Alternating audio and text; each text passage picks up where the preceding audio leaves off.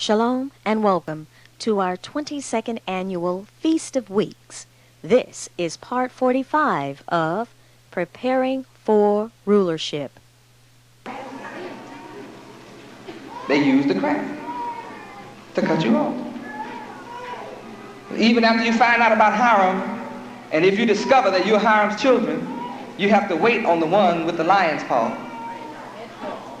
They told you you've been raised from the dead level, from the horizontal to the upright perpendicular position. But have you? Really? I mean, for real. Do you have 90 degrees? And you have studied the craft to realize the only way you can be perpendicular to the square is have 90 degrees. Huh? Yes, sir. I mean, that's just mathematics. That's geometry. Go ahead. See, that's that big G. Yes, sir. You know, the geometry of angles dictate that to stand perpendicular to the square is 90 degrees. And the question is, haven't you figured out yet that you don't have 90? That you can't ever get there through the craft? That 33 degrees is as high as you can go? When you put on that double eagle belt, you are through. And the 33rd degree, Satan has taken it and they make mockery of the other nations with it. They say they're a Shriner. All 32 degrees is studied in Hebrew. What? Solomon was a Hebrew. Yes, sir. David was Hebrew.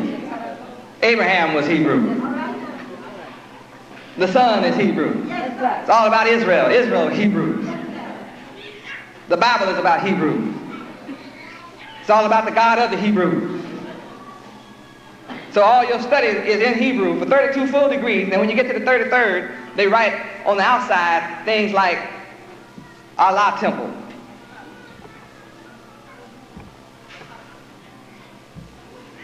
Ali Temple. Yes, sir. Why would they write Arabic on the shrine or temple? For the world to see. That's to deceive what's really going on inside. Hebrew.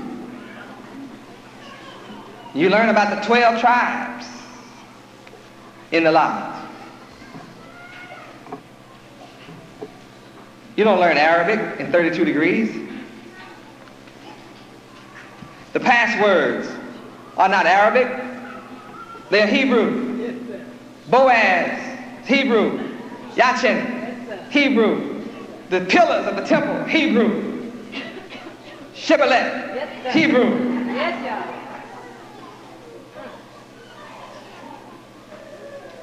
But when you jump to the 33rd, here is Arabic written out there. Then they use a crescent, a moon and a star, a sword hanging at the bottom. Make you think it's Islam.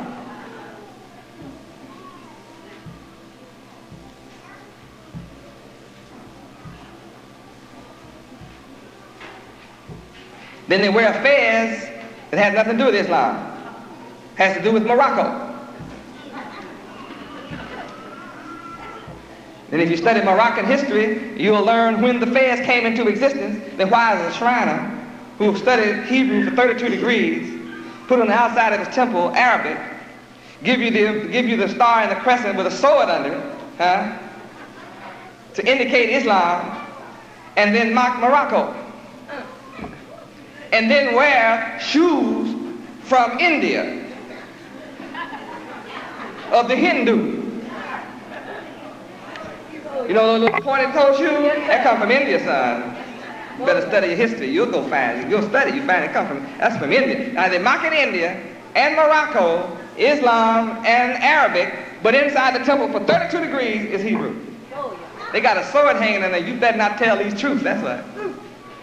They come out in the open with a sword. You better not talk. And the 33rd degree is the drunk degree. You don't have nowhere else to go, so you just get drunk. Go all over America having meetings, getting drunk.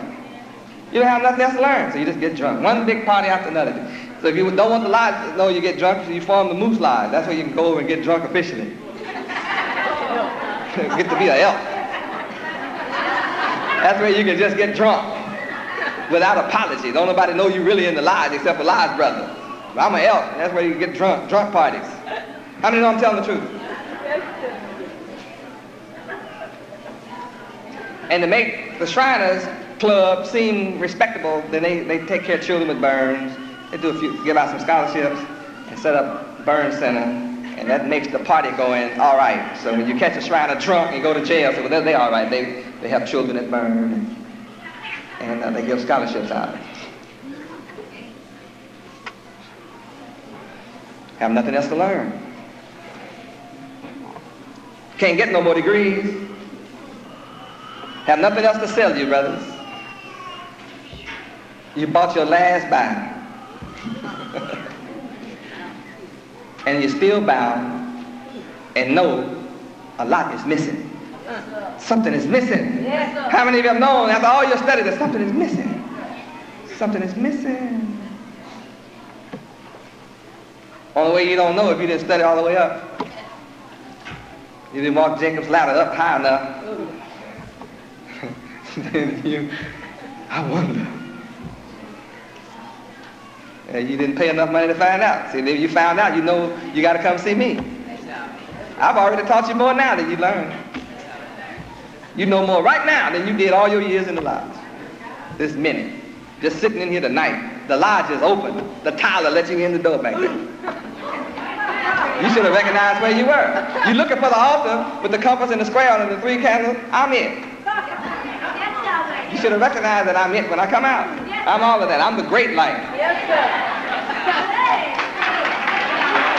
I'm the illuminati. So those in the crowd took counsel together against those who are hidden, who are the rulers. And they said, come, let us cut them off from being a nation, that the name of who? May be what?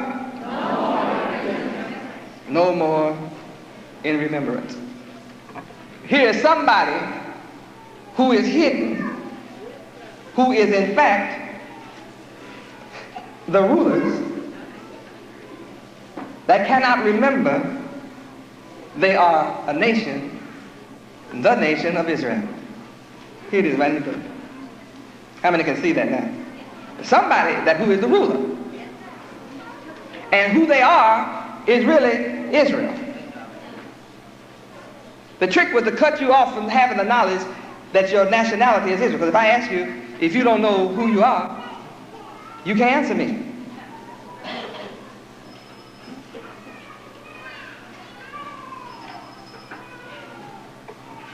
What color? How many tribes are there? 12. What's the name of the 4th tribe? Judah. What did Yahweh choose Judah to do? To be the ruler. How long? Forever. Who is Judah? We are. What did Yahweh choose you to do? To be the ruler.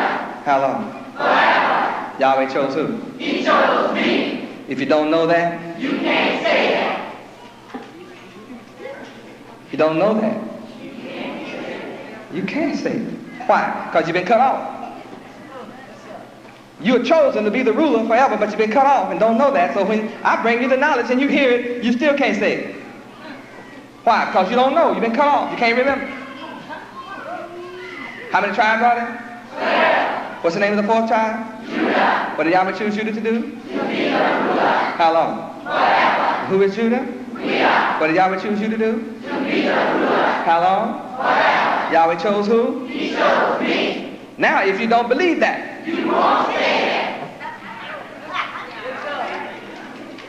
If you do not know it, you cannot say it. And then when you hear it and you do not believe it, you won't say it. That means you've been cut off. See, if you're not the ruler, then this doesn't make any difference.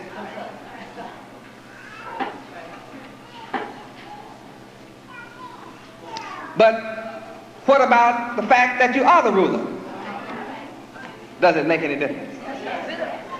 See, if I am not the Messiah, the Redeemer, the Son of Yahweh, then what I'm doing makes no difference.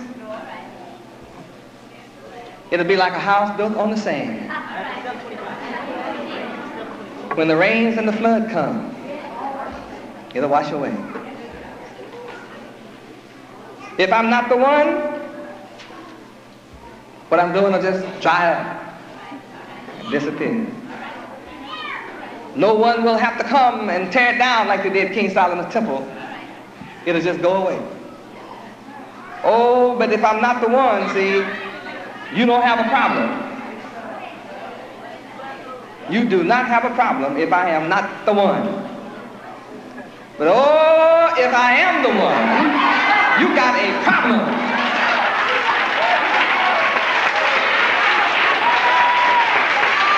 Before you can say I'm not the one, you have to try me. See, I've been tried and proven. Now, you can't try me and be ignorant. In order to try me, it requires you to have knowledge. I declare unto you that I am the mighty God, Yahweh. That is who I am, the blessed and only potentate, the grand supreme master, architect of the universe, the grand master of the celestial life. That is who I am.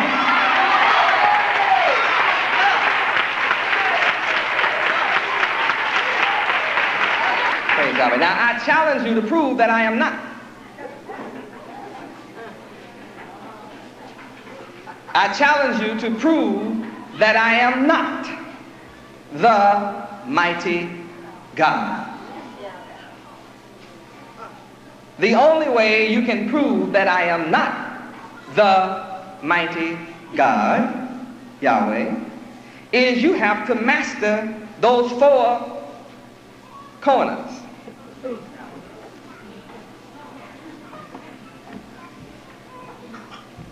The mighty God, Yahweh. Now, until you master those four corners, see, you can't say I am not when you do not understand and have not mastered the. Now, my children know that I am the. Until you know what they know, you cannot say that I am not. But what they know proves that I am. My work demonstrates who I am. Now we go back to John 10. Say, I'm proving my case. Go back to John 10, 34. What started all this? Because TV commentator said, is my claim to being the son of Yahweh blasphemous? And I say in verse 34, is it not written in your law, I said, you are gods? And if he, Yahweh, called them gods, unto whom the word of Yahweh came, and the scripture cannot be broken. See that? Yes. Verse 35 says the scripture cannot be broken. Say ye of him whom the Father has sanctified and sent into the world, thou blasphemest, because I said I am the Son of God, Yahweh. Please turn to side 2.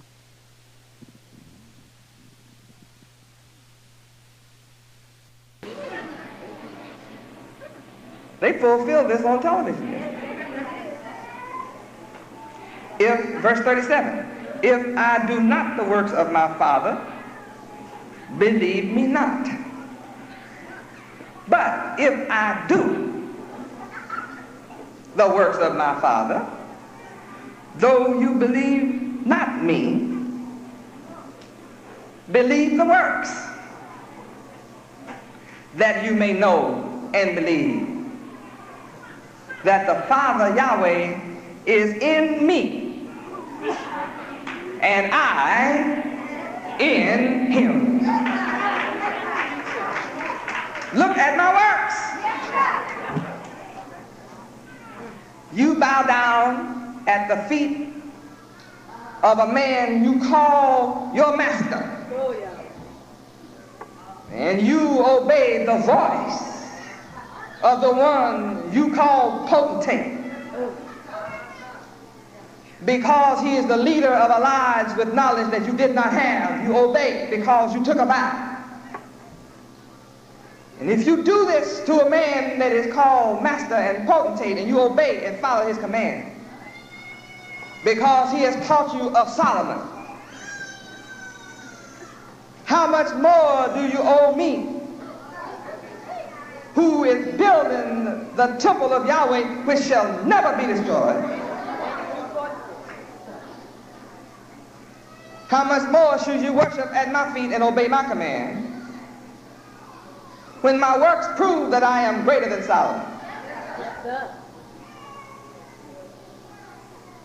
The temple he built was built 3 times and destroyed.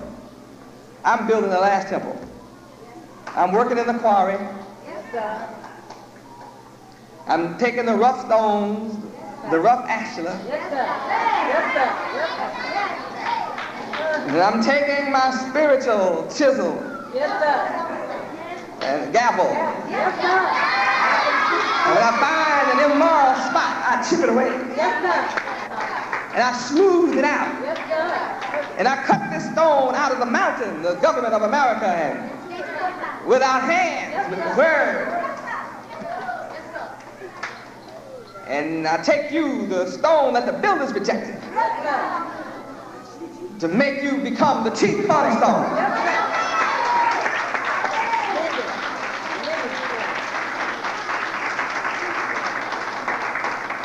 Proof positive who I am. These are my works. I come to Miami alone, standing alone, 7 short years ago. 7 short years ago, I stood all by myself, knocked on doors slammed in my face, cursed out, ridiculed, mocked, threatened.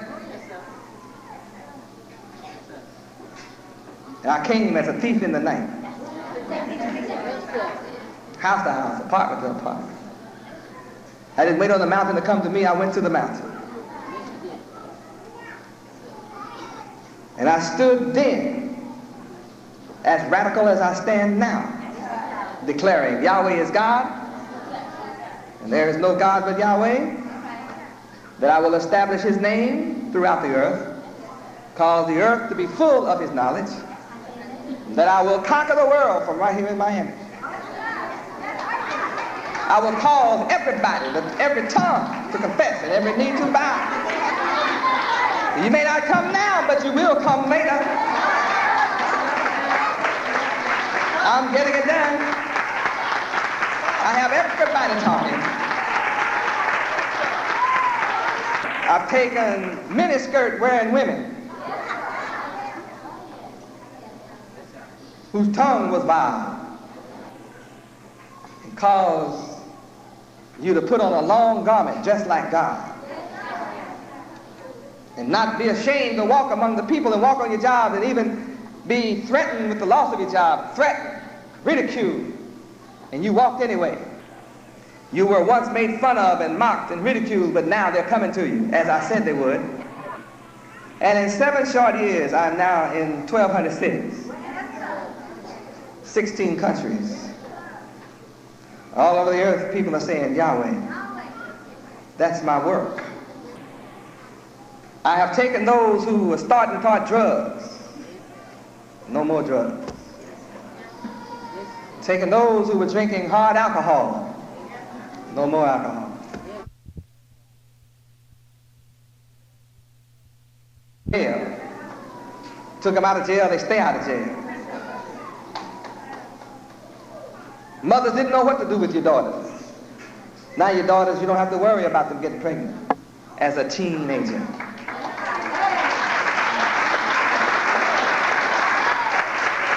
That's my work.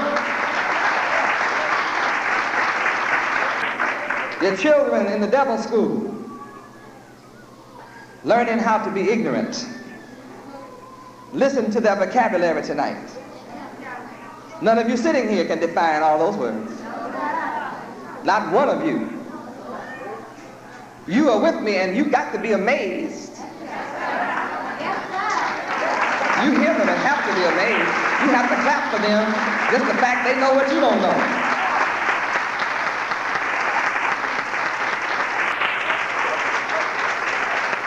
What other potentate is producing children like this? Where is he? Bring him before me. Bring your potentate that's producing children like this. Bring him to me. All of them together, all the social scientists together, all the psychiatrists and the psychologists together, all the teachers and the PhDs and the postdoctors together are unable to match my students. They aren't even worthy to unlatch the shoelaces.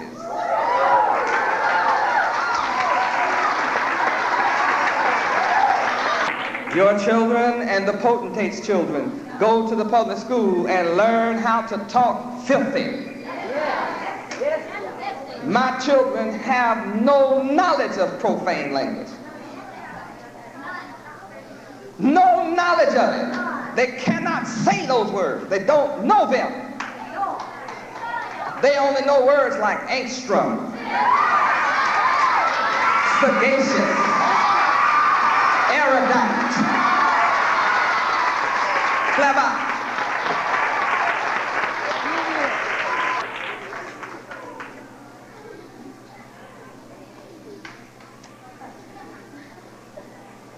My work is peerless because I am peerless. I am the tree of life, and a tree is known by the fruit it bears. Look at my fruit, free from imperfection. My fruit, free from immorality. My fruit, delicious to the taste. No abortion among us. No AIDS among us.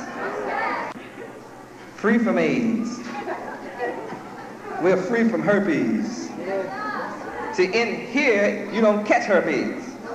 You catch herpes out there. You might come sit in here with herpes, but you didn't get it in here.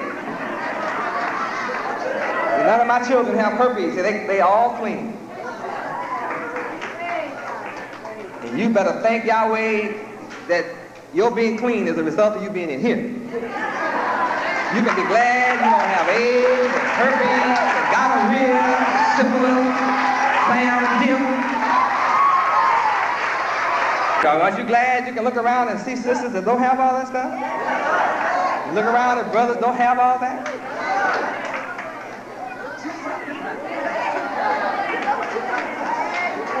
I know what I'm raising up.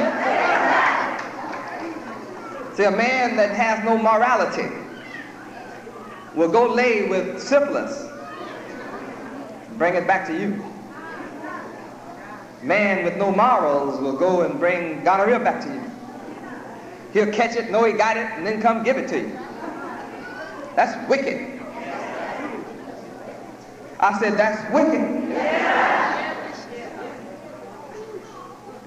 And out there in the street is booger bears. Women are walking around with booger bears in there, but the boogeyman is in there. You think you're getting one thing, but it's the booger man gonna get you. Now you know where the boogeyman is hanging out. That sister walking around with him out there, she got him down there. The boogeyman is in there.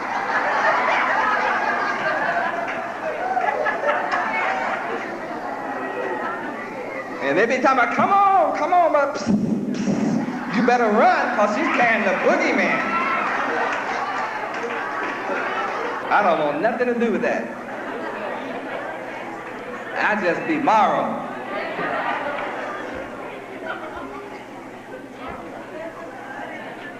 I'm raising up a people to be moral and to stay away from immoral people in their actions. And it pays off with good health. And you have healthy babies, free from blindness and other sicknesses. Oh, what a blessing to be free from some of the sicknesses and diseases that this country has. Not one of my followers have sugar diabetes.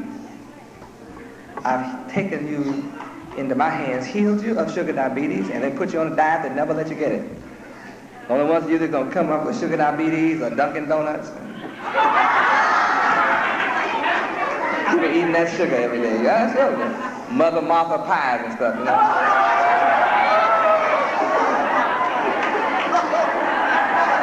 And when your eyes get dim, don't come hollering to me. Go check out Mother Hubbard and Mother Martha. Huh? Mother Butler and folks. Y'all know her name. But see, I healed you of these problems. I took all these sicknesses from you.